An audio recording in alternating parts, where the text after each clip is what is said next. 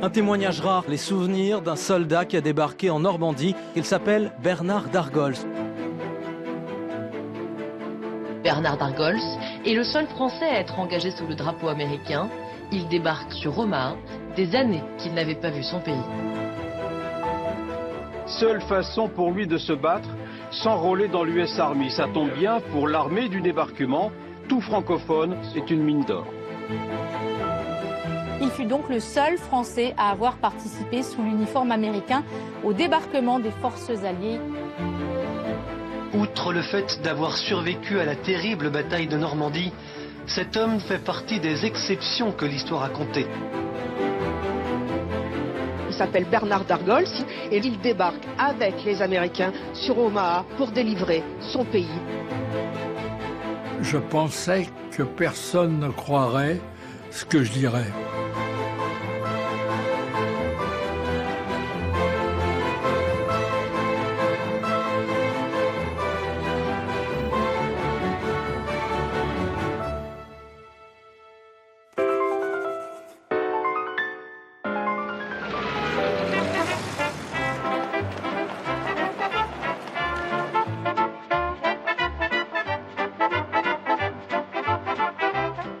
Ma mère est née à Londres, mon père est né à Odessa et ils se sont mariés à Paris. Je suis né en 1920, je suis l'aîné de 3 frères, nous sommes tous les 3 nés à Paris. Mon père, lui, était plutôt sévère, ma mère, c'était sois gentil avec tout le monde, hein, tolérant, laïque. Mon père, si j'étais le premier, il me disait c'est tout, t'es le premier de ta classe. Ah, je lui disais non, mais j'ai aussi le prix de camaraderie. Ah bon, c'est déjà pas mal. Et il n'était jamais content, lui.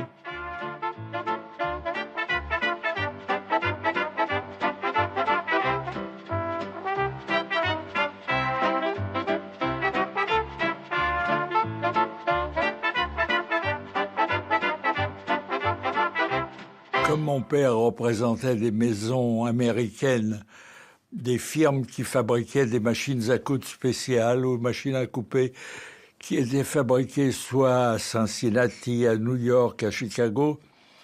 Ça a commencé quand moi je préparais les arts et métiers.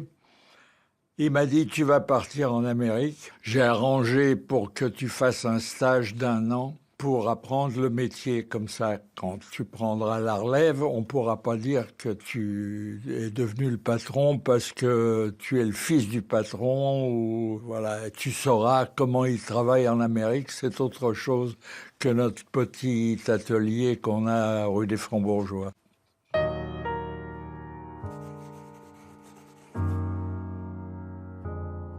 Ma mère m'accompagne au Havre, j'avais 18 ans. C'était pour 1 an. Alors, elle a commencé à pleurer, mais je lui dis pour 1 an, écoute, c'est pas grave. Et ouais, mais pour elle, c'était grave.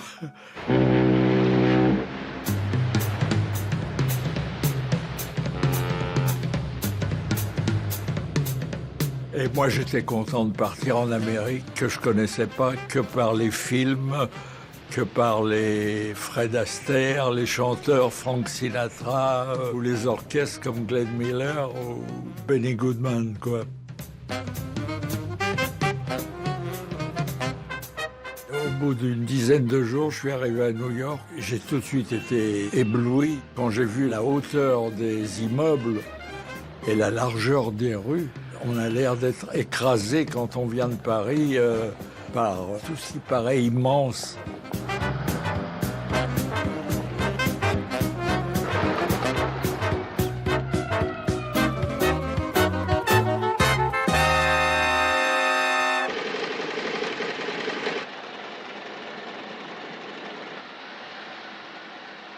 Ça s'est très bien passé, j'ai appris le métier et c'était une usine immense.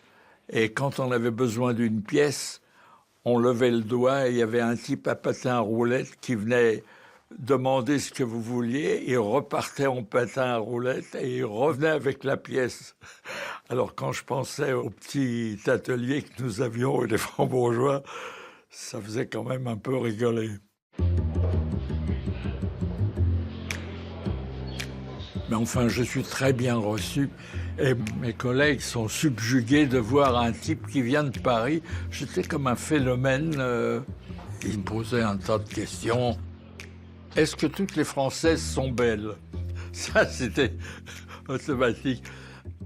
Et il paraît que vous fermez pendant 2 heures pour déjeuner. Alors naturellement, je leur disais, oui, chez nous, les ouvriers rentrent chez eux manger et reviennent. Alors ils disaient, mais comment ça se passe? Ici, on mange un sandwich à midi pendant une demi-heure et puis on se remet au travail. Donc c'était un mode de vie qui était complètement différent. Et moi qui croyais être un vénard pour arriver en Amérique, ce sont eux qui me disaient, quel vénard tu es, tu peux voir la Tour Eiffel tous les jours.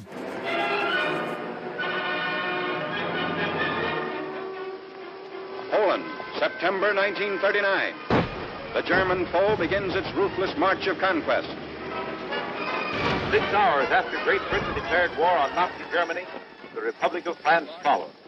All France is in a maelstrom of activity. The Maginot Line has already opened fire on the Germans. The sparring is ended. World War II has begun. Je travaillais à ce moment-là au coin de Broadway de la 5e avenue, chez un fabricant de machines, et je reçois un coup de téléphone du consulat français à New York, qui me dit « Vous êtes convoqué pour faire votre service militaire et passer la visite médicale. »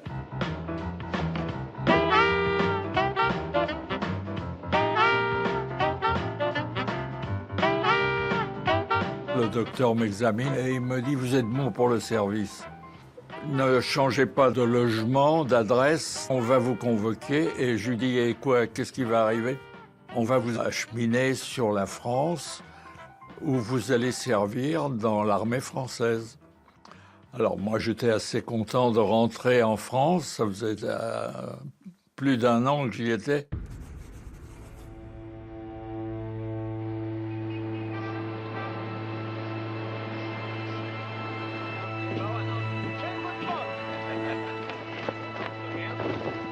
Good evening, everybody.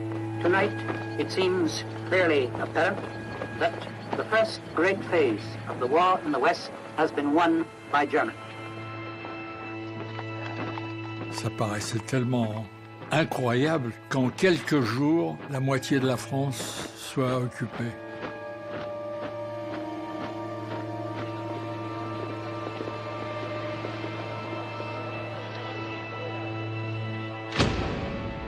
Jusqu'au jour où, aux actualités en Amérique, je vois Hitler serrer la main de Pétain.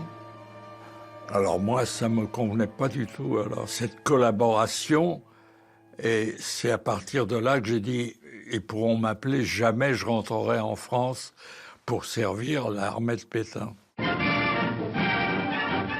French Legion headquarters sees the birth of new hope for France, General de Gaulle. In the name of French honor, this brilliant soldier repudiates the surrender of the Bordeaux government. De Gaulle calls on Frenchmen to raise again the standard of freedom and continue the fight. Alors j'ai essayé de m'engager chez De Gaulle. Le représentant de Gaulle avait le voir, il écoute mon histoire et il me dit « Si vous vous inscrivez avec nous, je vous envoie immédiatement en Angleterre et vous serez fait officier en manque de combattants. Et vu vos études, vous deviendrez officier tout de suite. » Quand je suis rentré travailler, mes copains m'ont dit « Alors, qu'est-ce que tu vas faire ?» Eh bien, je lui ai dit « Je pense que je vais m'engager dans l'armée de De Gaulle. » Alors, ils me disent « Mais t'es malade, qu'est-ce que tu vas faire avec De Gaulle? Il s'entend pas avec Churchill, il s'entend pas avec Roosevelt. Mais reste avec nous, t'es plus utile à réparer des machines à coudre spéciales que d'aller dans l'armée. » Alors bon, ils m'ont convaincu un peu, mais ça me suffisait pas. Alors, avec un copain, j'ai fondé Jeunesse France Libre, JFL, qui réunissait pas seulement des Français qui étaient dans la région de New York et à New York, mais aussi des sympathisants américains.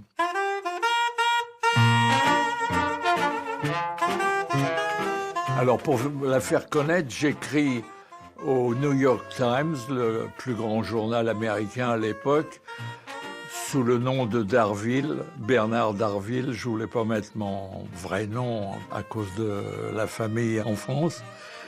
Ça a amené à faire connaître des sympathisants qui éventuellement donnaient de l'argent, Jean Croix-Rouge, quoi. Et c'est dans cette jeunesse France libre qu'un jour, une jeune fille s'est présentée avec sa sœur, c'était Françoise. Je lui ai demandé 25 cents, c'était la carte de membre, et on est devenus copains.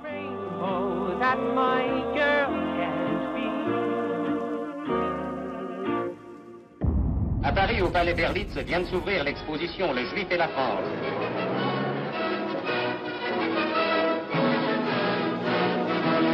Pendant les 3 premiers jours, 13 000 personnes ont visité cette remarquable exposition où se trouvent rassemblés les documents, les photographies démontrant le péril juif dans tous les domaines de l'activité nationale.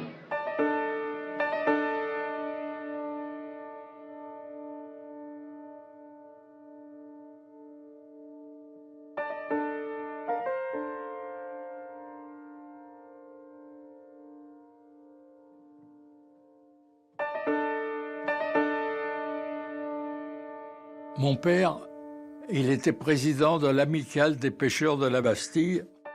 Et dans cette amicale, il y avait un monsieur Bonin qui était inspecteur de police. Ils étaient très copains tous les deux, ils aimaient bien prendre un petit coup de pinard. C'était vraiment des amis. Et un jour, Bonin s'amène et dit à mon père, « Paul, il faut que tu foutes le camp. Sans ça, ils vont venir t'arrêter. »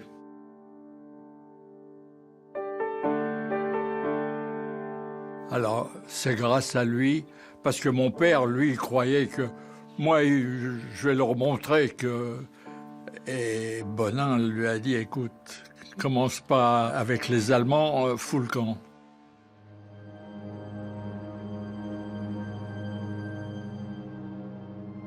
Cher fils, ne t'en fais pas, je m'arrangerai pour le mieux.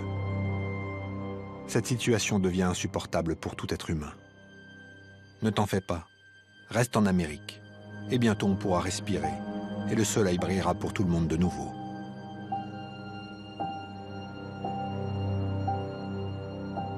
Il y avait un drame parce que mon père devait laisser sa mère et ma mère devait laisser ses parents aussi, qui étaient très âgés. Alors ma mère a décidé qu'elle resterait à Paris, parce qu'à ce moment-là, on touchait moins aux femmes. C'est les hommes qu'on poursuivait.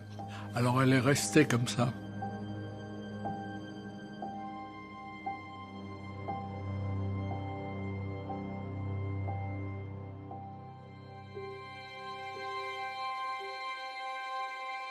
Mon cher Bernard, ne t'inquiète pas pour nous.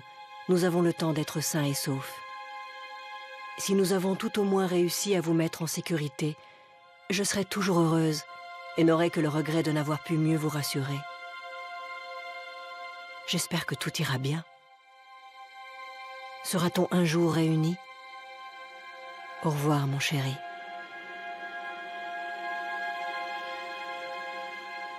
Et alors après, mon père est parti comme ça, avec mes 2 frères, en zone dite libre. Ils sont partis pour Tanger, en Afrique du Nord. Et de là-bas, ils sont partis, mes 2 frères et mon père, à Cuba, où ils sont restés 14 mois.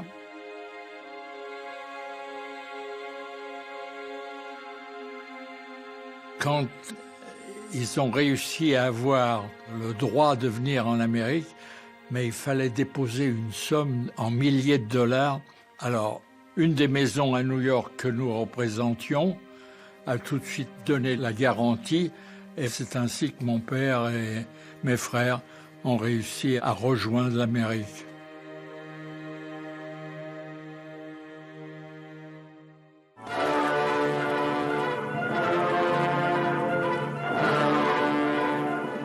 The crime of the century.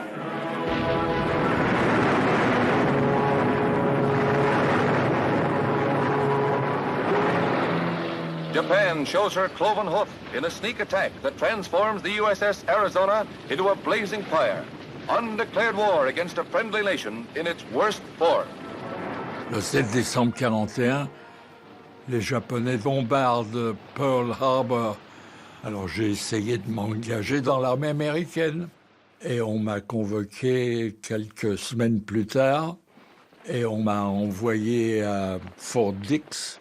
Counts 1 and 3, your left foot hits the ground. The counts 2 and 4, your right foot hits the ground. Left, ice. Forward. Hut. 1, 2, 3, 4. 1, 2, 3. C'était de la rigolade.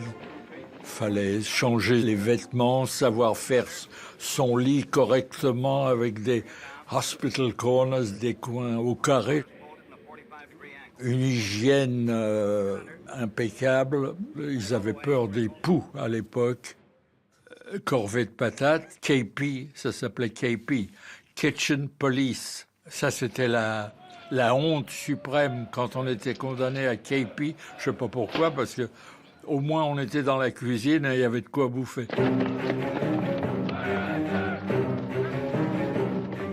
Après, ils m'envoient à Camp Croft. J'en ai bavé, là, parce que c'est la première fois que j'ai eu vraiment peur, parce qu'il fallait sauter par-dessus des murs, ramper sous les tirs de mitrailleuses, sous un treillis métallique, avec des balles réelles. Fallait faire une 50aine de mètres en rampant, et surtout pas lever le derrière, parce que on entendait les balles passer au-dessus.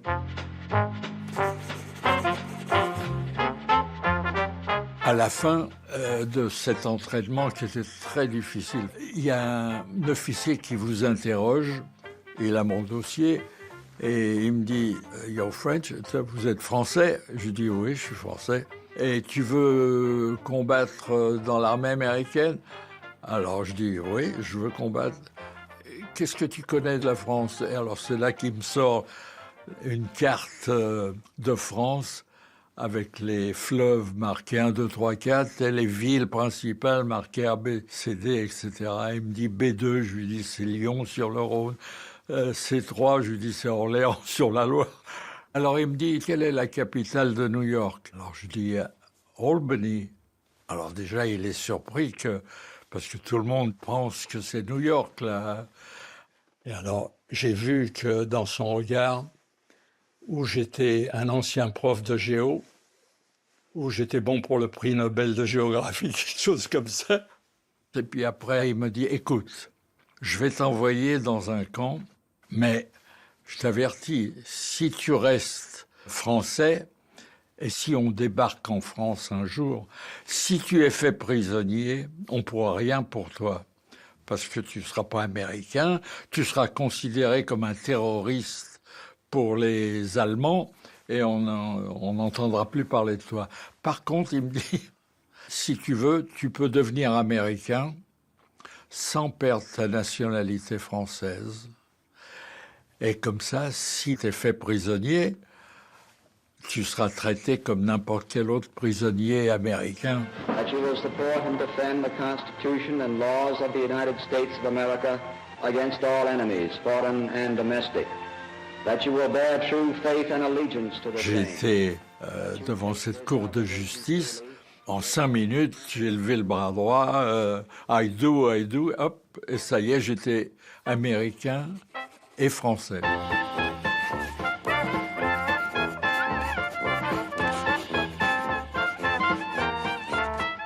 Un jour, je reçois une convocation pour aller à Camp Ritchie. Avant de rentrer à Camp Ritchie, il faut signer un papier comme quoi on ne va rien révéler de ce qui va se passer dans ce camp de renseignement, même pas à sa femme. C'est le Military Intelligence Camp. C'est plutôt service de renseignement militaire. Il y avait en vérité 3 sections. La plus grande, c'était les GIs qui étaient destinés à interroger les prisonniers de guerre allemands. Il y avait une deuxième section chargé d'analyser les photos aériennes prises par les avions de reconnaissance américains. La troisième section, celle à laquelle on m'a affecté, c'était des Américains qui étaient chargés d'interroger les civils français si on débarquait en France.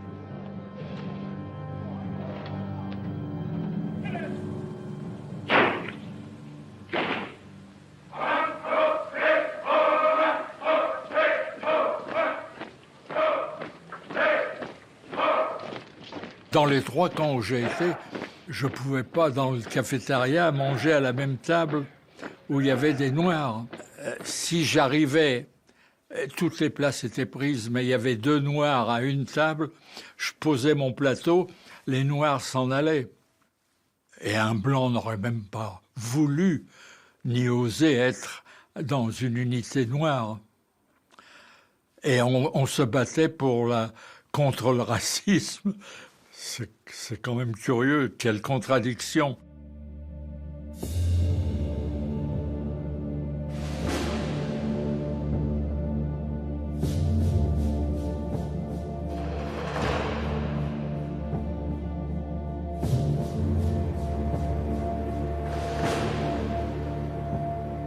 Bernard chéri, ici, quoique bientôt étoilé, nous nous portons bien. Et ma joie est grande de vous savoir là-bas. Vous pouvez largement vous en réjouir. L'essentiel est que vous soyez tous en bonne santé et que vous vous débrouillez. Ne soyez pas tristes. Peut-être qu'un jour proche, il nous sera permis d'être heureux tous ensemble.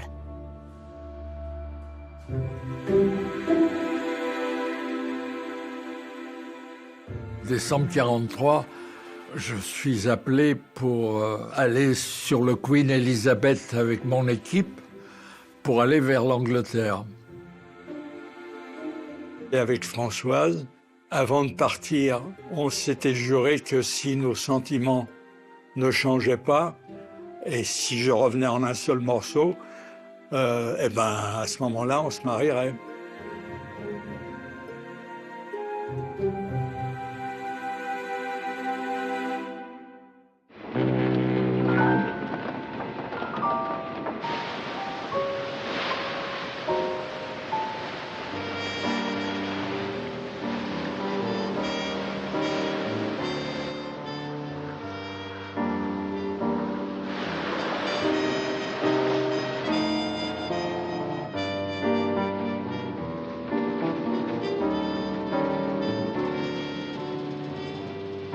Je me souviens d'avoir rédigé mon testament.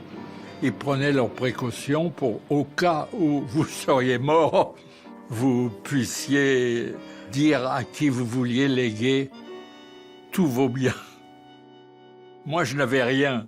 Alors, c'était facile de dire je laisse ça à mes parents. On sentait qu'on allait à un combat.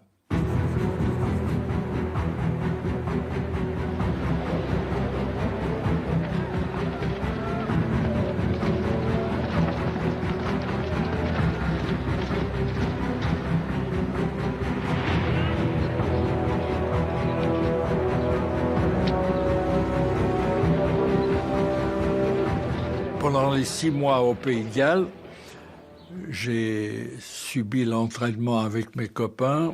Mon activité principale, c'était de mettre dans un champ en pente quelques centaines de GIs et leur parler « Si on débarque en France, voilà ce que vous allez trouver.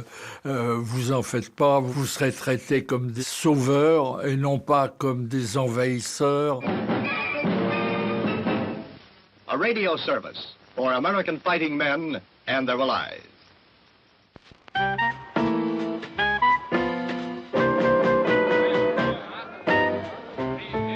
3 avril 1944. Cher papa, il me reste quelques minutes. J'en profite pour t'envoyer un bonjour. Eisenhower lui-même nous a fait un speech de 10 minutes. Très impressionnant, très bien. J'aiguise mon couteau. Ma santé et le moral sont très hauts. N'oublie pas que si tu reçois moins de lettres de moi, c'est que je vais être très occupé. Alors surtout, ne t'en fais pas. Bernard.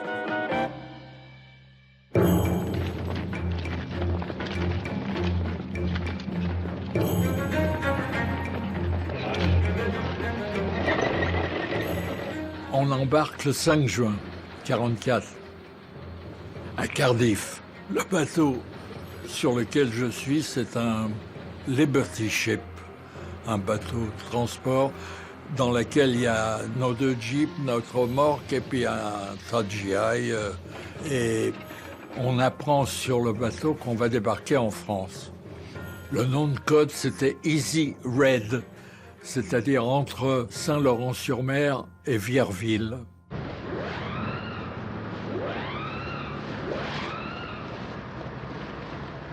On est parti, la mer n'était pas bonne, ça a été retardé, on était à fond de cale, on avait l'air de faire du surplace. Et quand on connaît la carte de Cardiff, il faut faire un détour immense pour arriver sur la France. D'abord, le bateau a démarré seul, toujours seul. On s'est dit, c'est pas possible, on va pas débarquer tout seul. Et petit à petit, se sont agglomérés des dizaines, des centaines et même des milliers de bateaux qui allaient de la petite embarcation à des navires de guerre alliés qui nous ont accompagnés.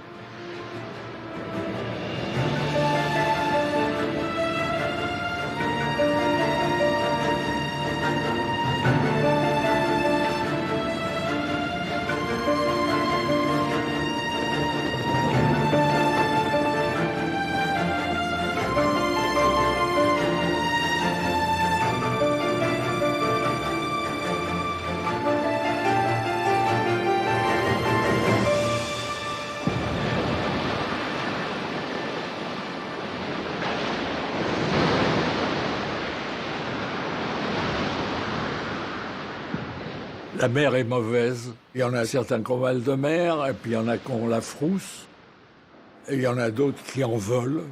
Il y a un peu de tout dans ce bateau.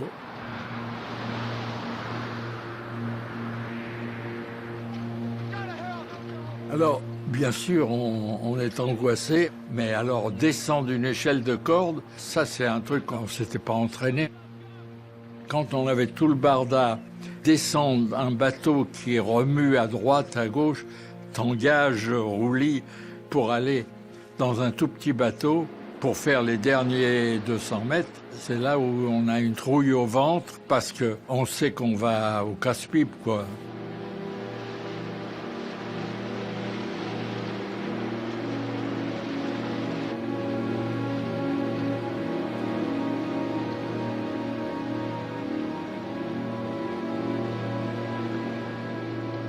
Il y en avait qui commençaient à trembler, d'autres pleuraient. Et enfin, moi, ça m'affectait mentalement, mais pas au point de pleurer.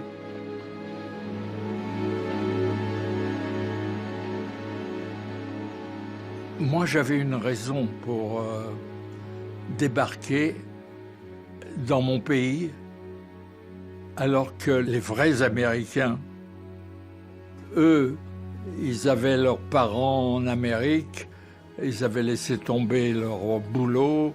Ils n'avaient qu'une envie, c'est « let's get it over », finissons-en. Ils voulaient « allez, on va écraser les Allemands et on rentre à la maison ».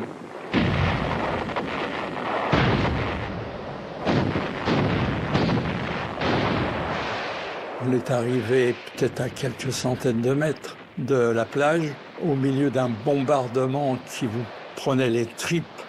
Pas un bombardement des Allemands, un bombardement allié, pour qu'on puisse arriver sain et sauf sur la plage au moins.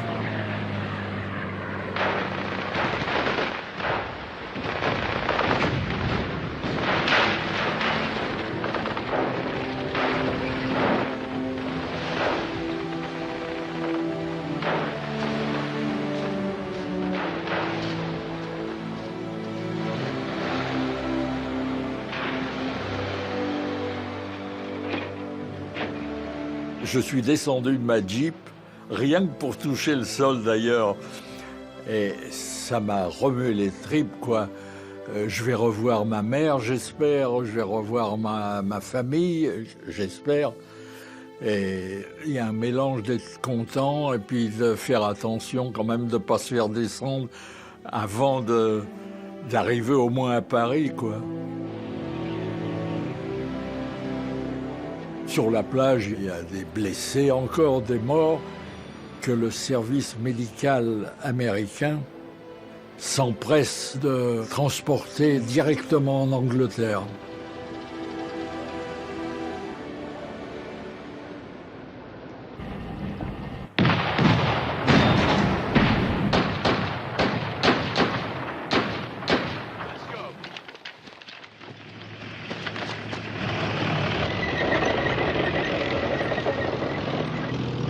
Un de mes supérieurs me dit « Tu vas prendre ta Jeep, la Bastille, tu vas rentrer dans Formigny, qui est à 3 km à peu près de Saint-Laurent-sur-Mer, et tu me ramènes les renseignements dont j'ai besoin. »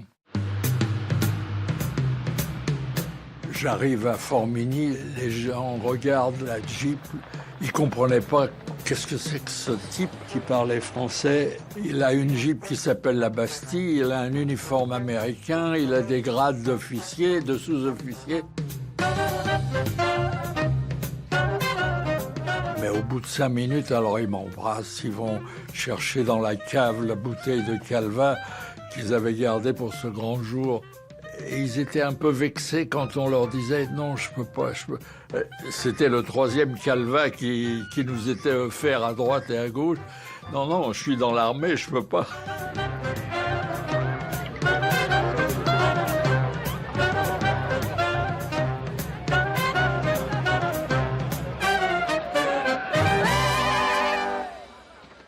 Il fallait localiser d'abord les dépôts de carburant, les dépôts de munitions. Il fallait que je ramène très vite les renseignements. Il ne s'agit pas de faire la bringue. Alors j'interrogeais de préférence les habitants pour savoir qu'est-ce que les GI pouvaient faire pour occuper un endroit avec le moins de pertes possible. Ça, c'était vraiment mon travail. «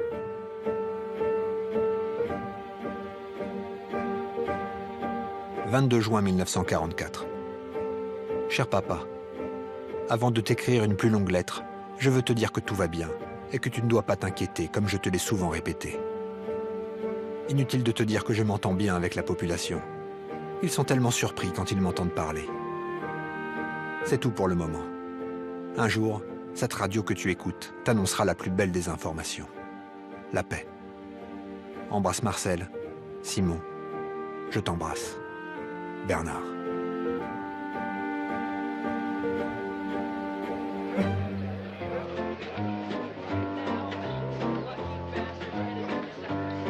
Je suis à Cerisy-la-Forêt et il y a un copain américain du corps photographique et cinématographique de l'armée américaine qui me dit « Trouve une fermière avec des sabots, je vais prendre ta photo avec elle, tu vas faire semblant que tu remplis ces seaux d'eau. »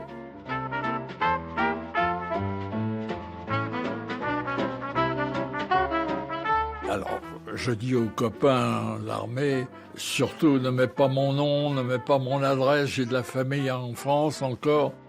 Alors, naturellement, le 1er juillet 1944, sur la plupart des journaux américains, surtout new-yorkais, apparaît ma photo avec mon vrai nom, mon adresse, tout. J'étais tellement en colère. Mais c'est comme ça que Françoise apprend que je suis en France et que j'étais vivant, quoi.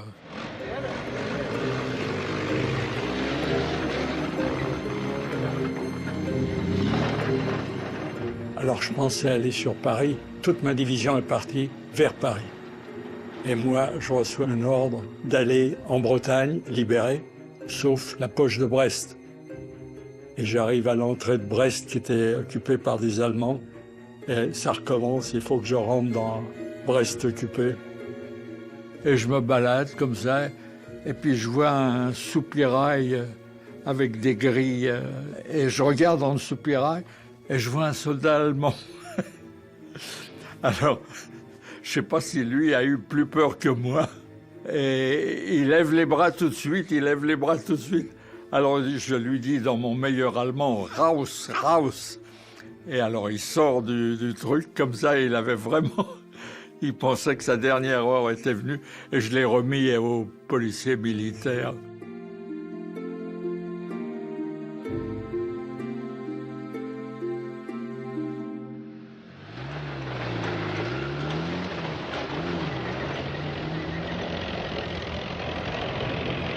Quand je remontais vers Paris, les jeunes filles viennent m'embrasser, me jettent des fleurs. On n'est pas habitué à avoir des gestes comme ça. J'avais toujours du chocolat et des chewing-gums. Les enfants, ils étaient épatés avec le chewing-gum.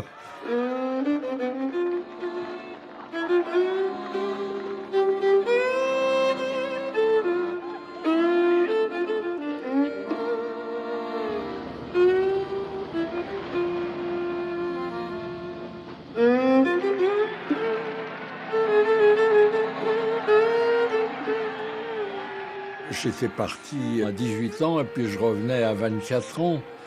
Je partais avec un complet civil et je revenais avec un uniforme. Quel changement pour moi. Et l'idée de revoir ma mère, ça m'a remué les tripes. Je rentre par la porte cochère très lourde, comme il y a à Paris. Il y a la concierge qui a sa petite loge à droite, qui me reconnaît à peine. Je laisse la Jeep dans la cour et je monte au 3e étage où nous habitions. Et puis là, alors c'est les retrouvailles, elle pleure, je pleure. Nous pleurons.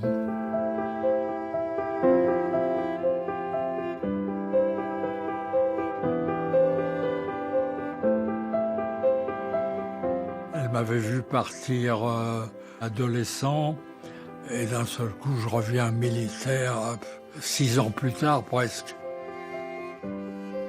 Elle était tellement contente. On fait un petit tour place des Vosges. C'était très émouvant, ça, ces retrouvailles.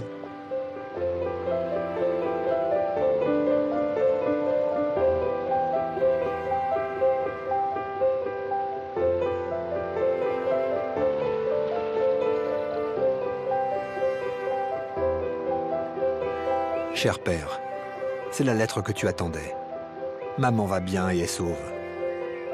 Demain, je t'écrirai un plus long courrier, incluant une lettre de maman qui donne des détails. Elle est en bonne santé. Porte-toi bien. Amour à tous. Bernard.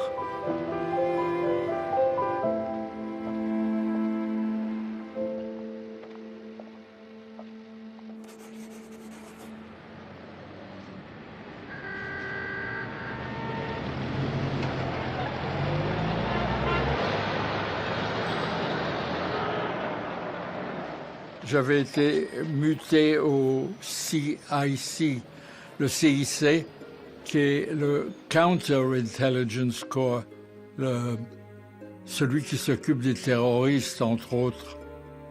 Et on m'attribue un bureau, place de l'Opéra. C'était le quartier général allemand de la région parisienne. Je disais à mes copains, quand je pense que j'ai mis mes fesses sur un siège où un type de la Gestapo allemande a mis les siennes. Et alors mon boulot consistait à interroger des Français qui voulaient travailler pour des organisations américaines comme des dépôts de vivres. J'ai interrogé tout le personnel de 2 hôtels. Ils avaient la tremblote, ils se demandaient pourquoi. Et ils avaient tous travaillé pour les Allemands. Mais il fallait quand même les interroger pour voir que ce ne soit pas des collabos. Et le deuxième boulot que j'ai eu à faire, c'était il y avait des Françaises qui voulaient se marier avec des GI. Alors il fallait quand même s'assurer que le GI n'était pas déjà marié. et que la Française n'était pas déjà mariée et qu'elle voulait simplement partir en Amérique parce que l'Amérique, c'était quand même un petit paradis à l'époque. Alors il fallait que je fasse une interrogation et que je fasse un petit circuit auprès de la concierge où elle habitait, auprès des voisinages, pour voir si vraiment elle était célibataire et si pendant la guerre elle s'était conduite plus ou moins correctement.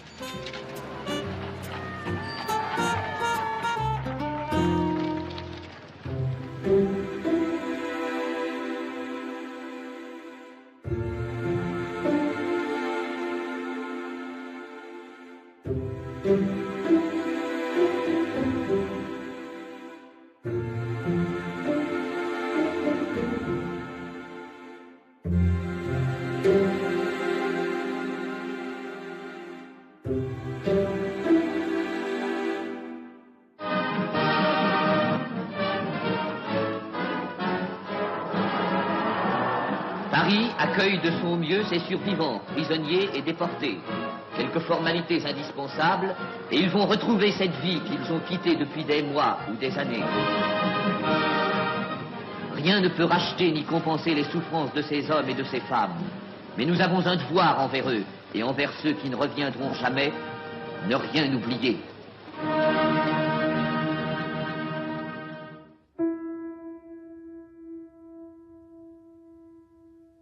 J'étais là quand les premiers internés des camps sont descendus à l'hôtel Lutetia. C'était pas possible. Je vois des cadavres descendre du train. Des types qui avaient les... Ils pouvaient à peine marcher. Et c'est là que j'apprends que mon oncle, il s'est fait prendre. Et ma tante s'est fait prendre par la rafle de juillet 42. J'ai un cousin à Caen qui est revenu d'Auschwitz. Et il avait été embarqué. C'était un type costaud, alors là. Il est revenu, c'est un squelette qui est revenu. Il faisait peur à tout le monde. Et alors quand il me racontait... Alors j'étais avec lui visiter Auschwitz. Et alors il m'a montré la baraque où les lits étaient superposés. Il m'a montré là où il mangeait. Et alors comment, il y a certains moments, il se battait avec d'autres déportés pour bouffer une épluchure de pommes de terre qui était par terre. À tel point ils avaient faim.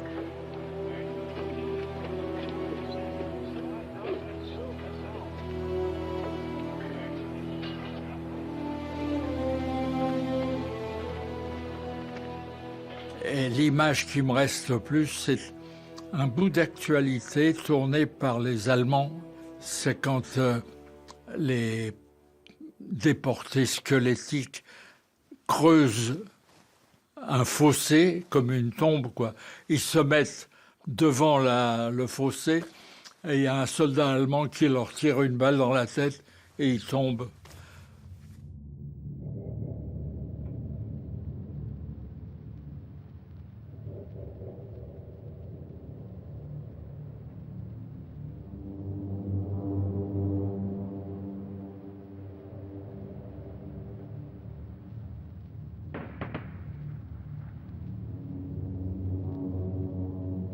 Personne n'a été capable de m'expliquer comment un type comme Hitler,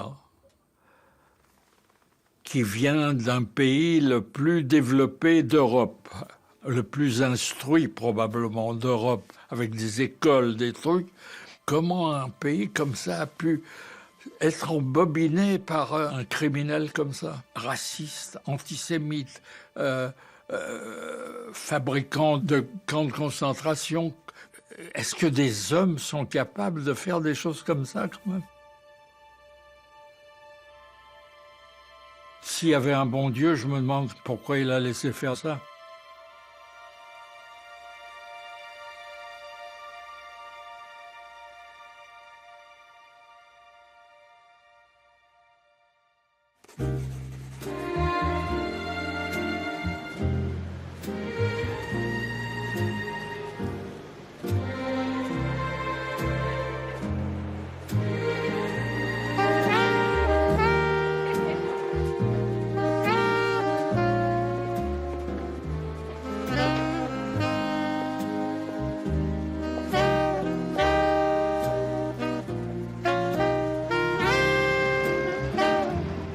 J'ai été démobilisé au début 1946.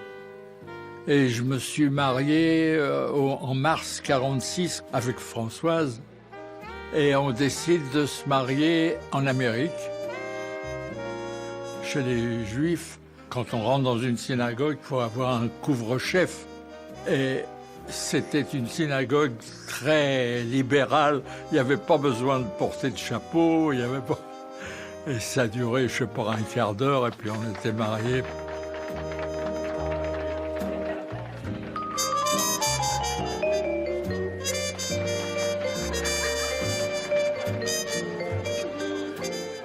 Moi, mon rêve, c'était de rester aux États-Unis. Parce que la vie américaine correspondait à ce que j'aimais. Tout.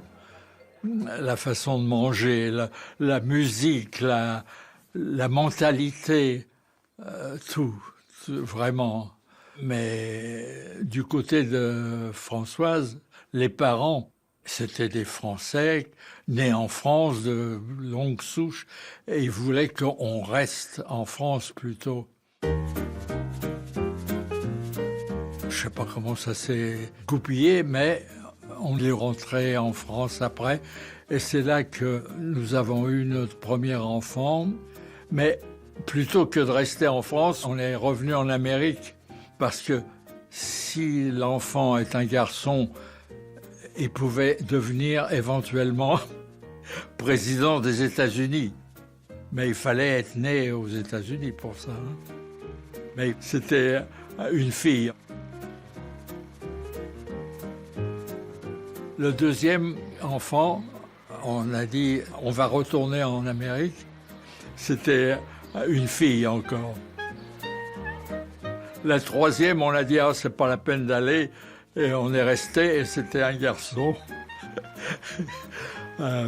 qui est né à Paris, quoi.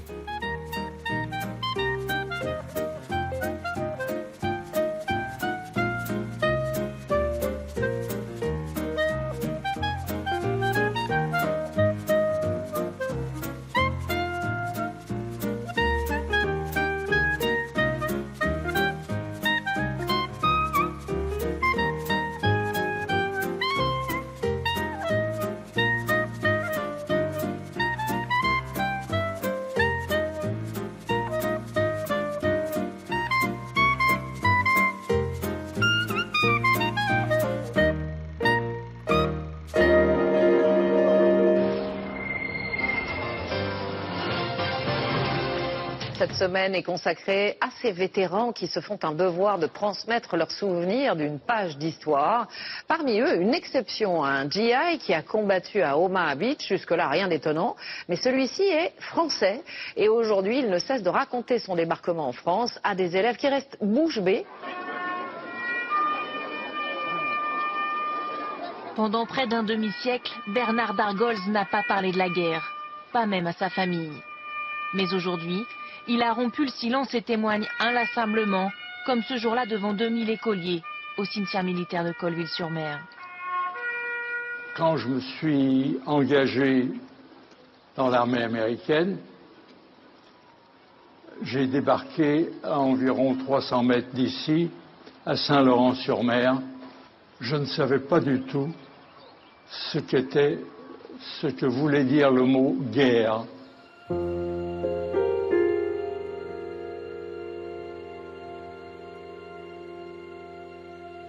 Je pensais que personne ne croirait ce que je dirais.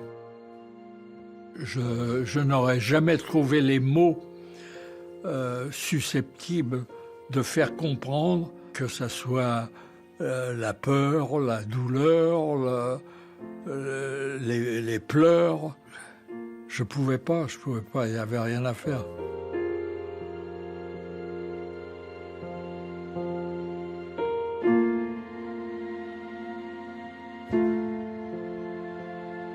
Je reçois un coup de téléphone. Le président Hollande voudrait vous inviter à déjeuner. Alors, j'ai cru que c'était une blague parce que c'est pas courant quand même. Alors j'ai dit oui, c'est ça, il veut m'inviter à déjeuner. Non, il veut vraiment vous inviter à déjeuner. Le repas se passe très bien, très copieux.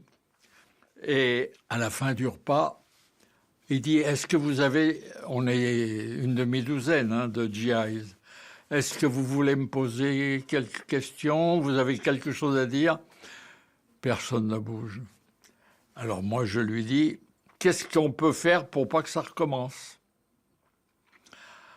Alors il me dit, écoutez, il y aura toujours des guerres. Les hommes sont faits de cette façon qu'il y aura toujours ceux qui veulent la paix, ceux qui veulent la guerre. Il y aura toujours des hommes différents qui voudront prendre la place d'autres, et ça, vous pouvez rien y faire. Alors ça, c'était sa conclusion à lui. Et je crois qu'il a raison, finalement. Tout peut recommencer. On a beau faire tout ce qu'on veut. C'est pour ça que je témoigne, oui, c'est pour ça que je voudrais au moins que nos enfants, nos petits-enfants ne connaissent pas ce que moi j'ai connu, quoi. Je ne veux pas que dans un avenir le plus lointain possible, quand il n'y aura plus de vétérans, quand je serai plus là, que des négationnistes racontent aux élèves, mais vous savez, le débarquement, ça n'a jamais existé. Moi, je veux leur dire, c'était pas du cinéma, et ça peut revenir si on n'est pas vigilant.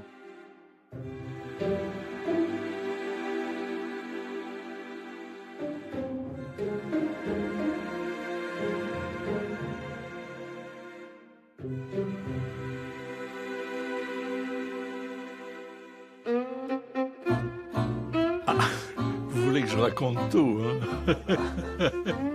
Quand, 30 ans après la fin de la guerre, je reviens avec Françoise vers le 6 juin, donc, en Normandie, et il y a une femme qui s'approche. « Ah, Bernard, t'as pas changé, comment tu vas ?» Tu sais, Bernard, hein, quand t'es venu me chercher pour prendre la photo, j'ai été dire à ma mère, ne t'inquiète pas, hein, c'est juste pour une photo. Elle m'a dit, t'es sûr que c'est pour une photo?